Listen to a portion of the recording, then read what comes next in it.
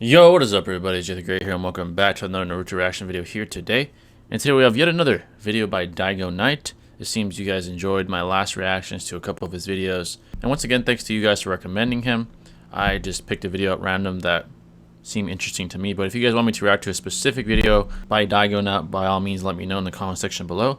And I'll check that out in the next couple of reactions. But today, as you tell the title, we have the biggest Naruto plot hole, literally. Alright, so there are certainly inconsistencies in Naruto, such as Hiruzen being stated as the strongest Hokage ever, yet clearly being later overshadowed by the first Hokage and arguably even the fourth Hokage later on as well, right? So there are certainly holes in the narrative.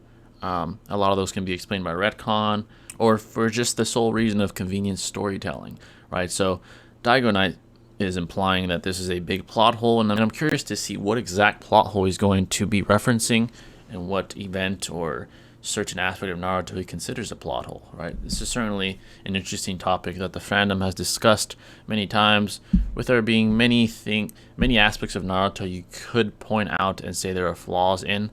So I'm definitely intrigued to see what Daigo has to say about this one. But before we begin, and let's really appreciate it, hit that like button, turn on bell notifications to stay updated with yours truly. And if you're new and you enjoy, man, you messed with the kid, make sure to hit that sub button, because once you become part of the family forever. But let's not waste any more time, screen. Let's see what this video entails of. So, the shinobi world has a major war to fight against a common enemy. Well, how about we make an alliance? That makes sense to me. Except for one thing. How do they have so many ninjas? The Shinobi Alliance has 80,000 ninjas. We know that 6 groups contributed with soldiers for the alliance. Yep. The 5 great nations and the samurai. So let's do some second grade math and divide 80,000 by 6, which gives us roughly 13,333 soldiers for each of the group forming the alliance. Also, this is me lowballing a number for the main villages, because I think there are way fewer samurai than 13,000, as we don't really see a lot of them during the war arc. So, each of... Alright, so I'll already begin to question Daigo's logic here. First of all, you're presupposing that all the villagers are of the same size. There's no way to prove that. And just because you don't see an entire nation's populace does not necessarily mean you can immediately conclude that they have less people than the giant number that you come to calculate, right? So firstly, there's that. That's an appeal to ignorance. Secondly, the Leaf is considered the strongest of all nations. So you can make a rational argument that perhaps whatever other villages lack in populace and manpower, the Leaf will make up for. Again, I can't prove the exact population of each village, but there's some rationalizations you can come to. But simply just dividing it amongst each village exactly, I would say, doesn't really prove anything, since you can't prove that they're the same size, etc. So already coming into the video, Daigo is making presuppositions that he cannot prove, right? But let's continue. The main villages could easily have over 15,000 ninjas if you go with higher estimates. But for the sake of argument, let's take 13,000. Also, bear in mind the Genins did not go to the war, which means that this number is even less. You know, every single ninja we see there is either a Chunin or higher, because they all have the vests from their villages. When Naruto graduated from the academy, only 9 academy students were effectively promoted to Genin that year. This means that Konoha's output of shinobi that year was 9. So we know that every ninja in Konoha has to graduate in the academy, and I have to assume that that's the same for the other villages. And there are at least 13,000 ninjas in the village from the numbers of the alliance. So if we divide 13,000, the total number of ninjas, by the average output of ninjas in a year in Konoha, it would take them roughly 1,444 years to form all those 13,000 ninjas. Alright, so I'm probably going to be pausing this a lot. Thankfully the video is short. So with this calculation, you have to presuppose that it happens once a year. Actually, the Chunin exams is biannual, so that's incorrect. It's not an annual event, it's biannual. Every 6 months, new Genin are tested to see if they qualify to be Chunin. Now, also, before I even continue with this and trying to contend with this strategy of logic, I believe there is nothing to prove, and correct me if I'm mistaken, that only Chunin plus individuals were in the allied shinobi forces. If I'm incorrect and there's something that is in the canonical literature that is stated to say that only Chunin plus ninjas are allowed in the allied shinobi forces, by all means let me know, right? If anything, you can make a rational argument, if that's not the case, that there are Genin, as this was a worldwide emergency and they needed as much manpower as they could have. So I don't see why Genin wouldn't be a part of the allied shinobi forces, unless again there's something that states otherwise. Then of course I'm incorrect and Daigo would be correct here. But from what I understand, that doesn't seem to be the case. There's nothing that implies nor states explicitly that there are only Chunin plus level individuals in the allied shinobi forces, right? So I think that can be contended with, first of all. Now this, you're presupposing that every Chunin exam event only gives you 9 new possible Chunin plus individuals. You can't prove that either. I'm sure that the numbers vary every year depending on the talent, depending on many variables, the amount of people that are registered in the academy, etc. So that doesn't necessarily prove your calculation. I will say that the allied shinobi forces having 13,000 plus possibly for each village is a large gargantuan number. And I understand why he brought up only 9 people graduating from the academy. I understand that, right? How could it be possible that there are that many shinobi when only in one biannual event there were 9 individuals that were considered possibly Chunin plus level shinobi? That is a valid deduction to make, and you can't think about it and say, how is that possible? How are there 13,000 shinobi with there only being around 9 or so that graduate from the academy each year to become Chunin? Certainly a question to ask yourself, but however, the calculations here cannot be proven. The presuppositions that are being made just from the calculations alone cannot be proven. It is simply speculative and subjective from person to person. So I wouldn't make this calculation either. But let's continue. Now, you could argue that that year was, a very low number of ninjas that they formed, only 9, but nothing indicates that to be the case. As a Nothing matter indicates of fact, it not to be the case either. 27 academy students were selected for the trials with their junior instructors, and only 9 passed. So they are actually selecting fewer ninjas than they could. So how the hell does Konoha have so many ninjas to put in the war, Well, maybe they have more than one graduation every year. We know that Naruto failed a couple of graduations even though he is younger than Sasuke, so maybe there's more than one every year, and I don't know how you can participate. Maybe you just go there and try. But anyway, if we assume that there are 10 graduations from the academy every year, it would still take them over 140 years to produce 13,000 ninjas. That's more time than the existence of the Konoha village. And remember, 13,000 is a low estimate. Maybe there are other ninja academies in the village, but nothing ever indicates that to be the case. And more, maybe they're just grown ninjas with Hashirama cells. Oh, no, wait, that's what the enemy did. By the way, if you also think that makes no sense, please leave a like and subscribe. That helps me out a lot. Another weird number is, well, how are there so many Chunins in the Alliance? Are you gonna tell me that they all passed the Chunin exams? Because I call that bullshit. We know that the Chunin exams are held twice a year, and in the exams we saw, only one candidate became a Chunin, Shikamaru. Now, that was definitely an outlier exam because of the Orochimaru trying to destroy the whole village thing. But still, only 8 candidates made it to the final round, which means that the exam could only promote 8 Genins to the Chunin rank. So that gives you a max of 16 Chunins per year that are newly promoted.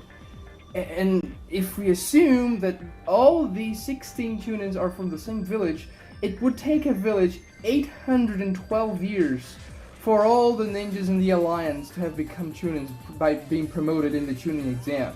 My headcanon is that once a Genin reaches a determined age and he was not yet promoted to Chunin, he would probably just be elevated to the position by the Kage of the village, unless the ninja really lacks qualification like Guy's dad. After all, Genin is much more of an apprentice level, and ninjas are not really supposed to stay there for long. It's more of a way to gain experience and learn the basics from more experienced ninjas, so you can become a chunin and start going on harder missions once you reach a higher age. And well, the tuning exams are more for the elite genins to show off and attempt to be promoted earlier so they can advance their career and gain more money and stuff like that. However, that doesn't seem to be the case because Tsunade never promotes Naruto to the tuning rank during Shippuden. And in the beginning of Shippuden, he was already way past Genin level, let alone after he defeats Kakuzu in Pain. Kishimoto was never really a master in world building, and we can see that very clearly with this aspect of Naruto. We never saw anything that indicated Konoha having so many shinobi, but he wanted to end the story with a final epic arc, so he just inflated the numbers of ninjas. I mean, if that was the case before, if Konoha had like 13,000 ninjas or 15,000 with the higher estimates, I think Pain would have had more difficulty when he invaded the village. I mean, he was powerful, and granted, not all ninjas are in the village at the same time, but still, that would be a massive amount of ninjas. Also, the Sand and the South villages would have needed a much larger army to invade Konoha. The invasion was a failure, but still they managed to do some damage and actually infiltrate the village. Well, but this remains a mystery. I am none the wiser. Maybe our Lord and Savior Hagoromo just gifted the world with an enormous amount of ninjas just before the war started. What are your theories? How do you think they got so many ninjas? Leave it in the comments. Also, Alright. if you like the video, Interesting video, I suppose. And subscribe if you came this far into the video. Thanks for watching, and I'll see you next time. Okay.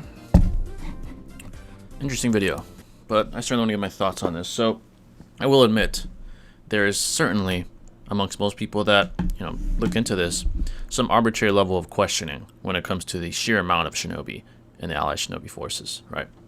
Certainly something to be questioned.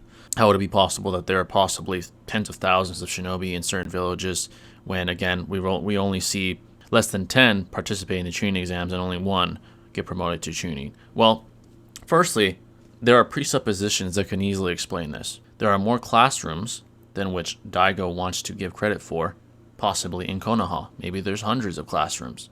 That would make up the numbers that Daigo calculated, right? So that's very easily a possibility. Again, just because we don't see every single classroom doesn't necessarily mean they're not there. It's explainable. Right, this is an explainable occurrence, why there are so many shinobi in the Alliance. It's explainable. And why wouldn't we have these presuppositions if it makes sense? Why would we say, oh, Kishimoto just magically added 10,000 plus shinobi to the Alliance for the sake of convenient storytelling? Why couldn't it have just been the case that, because that's the case, the most rational conclusion would be that there are just more classrooms in the academy than what we know? We just happened to see Naruto's classroom with Iruka because he's the main protagonist. Imagine if every writer had to show every single inch of every world. They would never get anywhere. Every anime would be thousands to possibly tens of thousands of chapters. That's just not a conceivable way of writing for a writer of any fictional-based reality, for that matter. There are limitations to how any such said story can be told to the populace. There's only a finite amount of information that could possibly be appealing to a fan of any such said fictional-based reality, from comic books to anime, right, like I said. So why would Kishimoto waste possibly thousands of chapters on meaningless information that could just be simply presupposed by the populace if you have common sense, right? It's not hard to presuppose the things that have been established. The writer can't hold your hand through the entirety of the reality and explain every single nuanced detail to you, right? Because that would cost time, that would cost money. It's not a very marketable strategy to write, right? Because people would stop caring. It'd be too tedious to follow every single little detail because they are trivial to the consumer, right? So I understand the questioning here to some extent. 80,000 is a big number. From our eye, right, subjective lens, these nations don't seem that large. But like I said, Kishimoto only shows what he needs to show. We can just presuppose instead the sizes of these nations. We can just presuppose the number of classrooms in the academy. We can just presuppose the number of individuals in each tuning exam and how many get promoted to tuning. It's not exactly a plot hole. Now, if you don't give the benefit of the doubt to common sense, it could be. If we presuppose, oh, there's only one tuning per year, so how the hell are there 13,000 plus tuning level shinobi? That would take thousands of years. It's common sense. There's simply more than one tuning being promoted a year. There's more classrooms in the academy graduating children to genin. It's not that hard to conceive, right? But I understand the appeal to this video. I understand why Daigo did it. It's fun to poke holes. It's fun to poke fun at things that really don't need to be explained. Now, a plot hole, which I think is a good one, is Obito and why he didn't take Naruto sooner. He asked Kamui, he's the fastest shinobi on Earth once Minato died, let's be honest. Why didn't he just go into the leaf and take Naruto? And for people that say, oh, Itachi was alive, why didn't he do it after Itachi was dead? There was no threat. He literally said, there's nobody that's a threat now. Itachi's no longer a threat. Why wouldn't he just take Naruto? Who would have stopped him? Kakashi? Too slow. Guy? Too slow at that point in time, unless he uses 8 gates. Why would he? Why wouldn't he take Naruto? Right? But to be fair, I'm not going to talk about that too much because I do want to make a video on that specific plot hole actually in the future. So stay tuned for that. So in the next couple of months on why Obito did the things he did and why he didn't do the things he should have done for his goals at least. But yeah, folks, that's going to wrap it up. Essentially, this was an entertaining video, but it's very easy to debunk the fact that it could be a blatant plot hole. You can just assume very rational things and it won't be a plot hole anymore. It all depends on your presuppositions, right? It's not like this plot hole is very blatant and clear. It's certainly not. But like I said, it's going to wrap it up. But let me know your opinions in the comment section below.